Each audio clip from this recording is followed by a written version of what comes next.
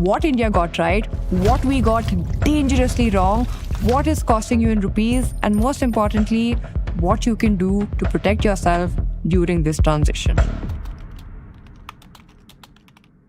Okay, quick recap of the story until now. Now, some of you might already know some of this, some of you may not, but let's get you all on the same page. This bit is important, so stay with me, okay? Now, this problem India is trying to solve is old and brutal. India imports about 85% of its crude oil. In 2024-2025 financial year, the import bill was roughly $137 billion. Now, every time there's a war in the West Asia, every time a tanker can't cross the Strait of Hormuz, India's economy feels it at every level. Not to mention that fossil fuels are not a sustainable practice. So, the goal is energy independence, Atmanirbharta. Make your own fuel. And the world already knows the real long-term answer to this. It's electric, EVs. The cost curve on batteries is collapsing. Global battery pack prices just hit a record low of around $108 per kilowatt hour in 2025.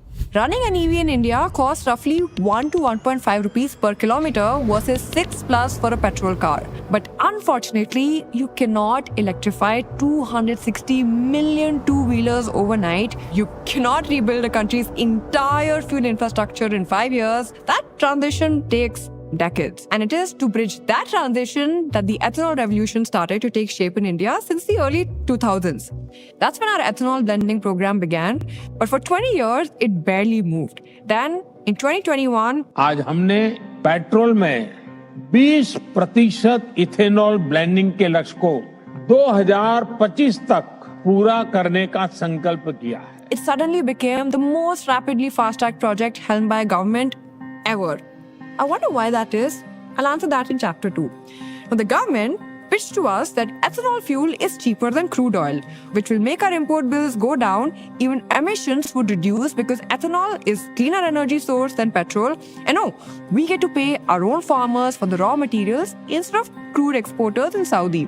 But most importantly, we get cheaper fuel.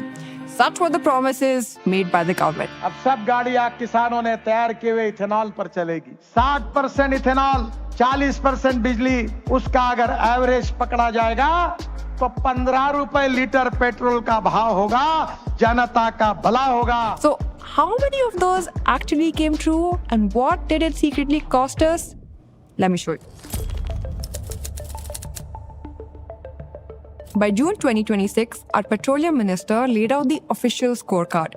Ethanol blending over the years had cut India's oil import bill and saved over 1.84 lakh crore in foreign exchange. It avoided nearly 909 lakh tons of carbon emissions and it put well over 1.18 lakh crore directly into our farmers' hands. Which, by the way, is great news. Credit where it's due.